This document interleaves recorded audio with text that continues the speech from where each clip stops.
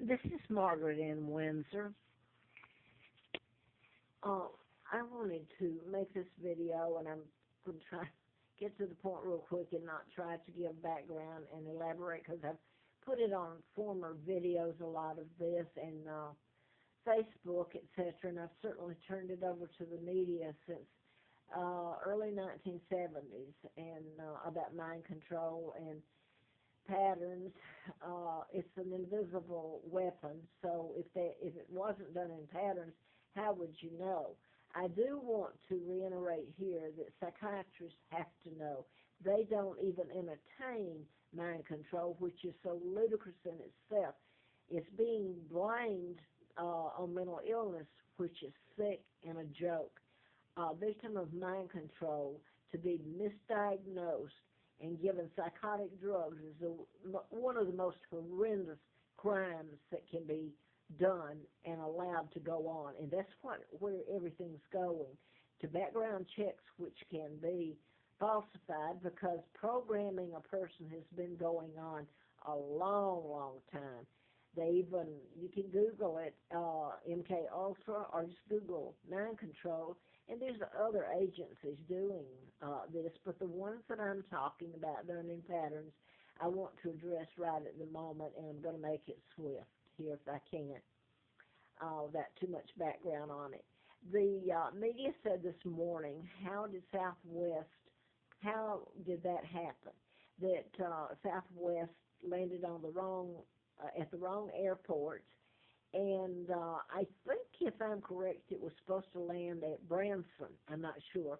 Landed a few miles away instead, and if it hadn't stopped, it would have run off the runway.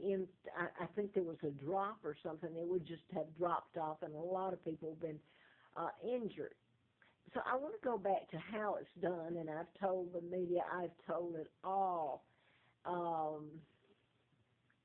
So it's the media won't tell us. The Rockefellers, Rothschilds, and I'm being redundant. So the Illuminati controls your media. So it's not just that mind control can be used on the pilots. They can be programmed to go into the side of the mountain, go into the ocean. They can just be programmed to go to sleep at the so it's on autopilot. Something comes up, or they can just be told to go to sleep. Or this myth that they put a U.S. Marshal, or not a U.S. Marshal, a flight marshal on board. He can come out blasting you too. No one is immune to mind control. So how would you know? So this is a joke. They're putting it under security. The scenario, the crime is being committed by the very people that come in and tell you they're helping you by increasing security. Look around you, people. I want to mention this, and I don't want to, even though I know. Let's say you've got an experienced skier, and he slams into a tree like Sonny Bono. He was a U.S. congressman. Larry McDonald was U.S. congressman that I wrote about, and the plane went down. The KAL veered off course, and there was a book on that about it. It shouldn't have happened. He was a seasoned pilot, and the Soviet jet shot it down.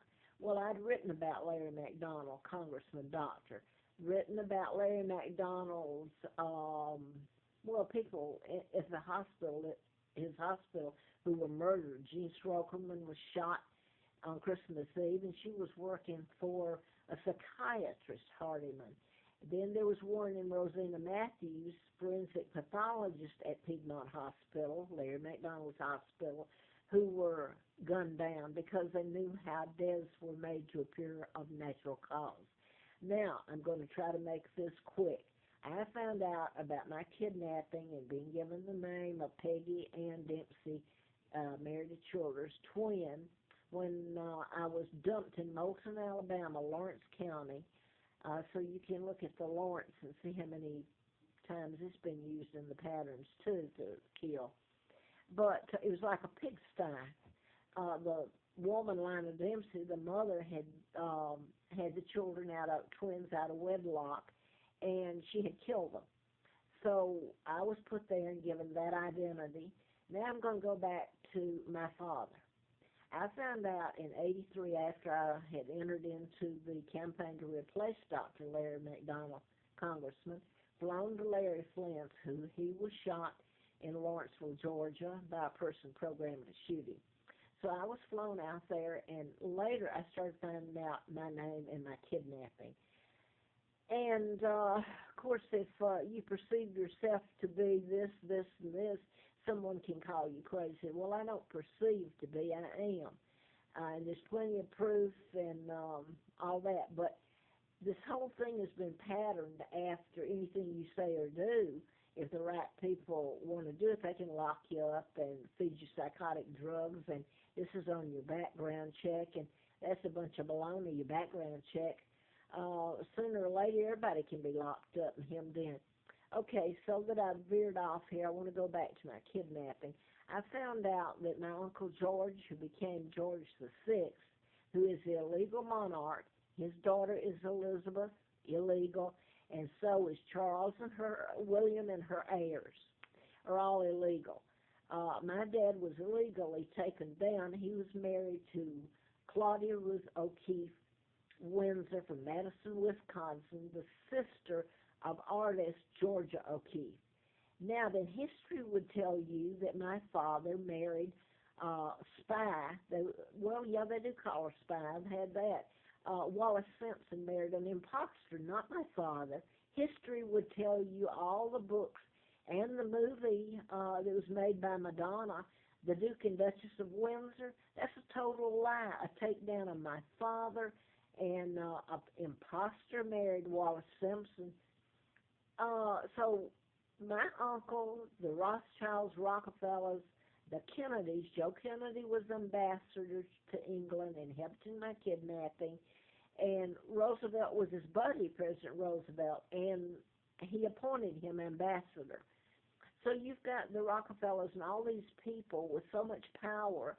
So I've been an ongoing hostage. Now, why I was put in the position of finding out about mind control and doing the book and all of this, I don't know. But this is the one thing I want to say before this goes off. John Kennedy, I was put in, like, living on the side of the road in October of '86 here in Roanoke. This is where I've stayed. I've tried to live, and situations are created, and I have to come back here. And part of it, at least I had a place to go to the forest and try to camp, whether I had a tent or sleeping bags or what, or didn't, froze, starved, and believe me, people knew it. They're afraid of all of it.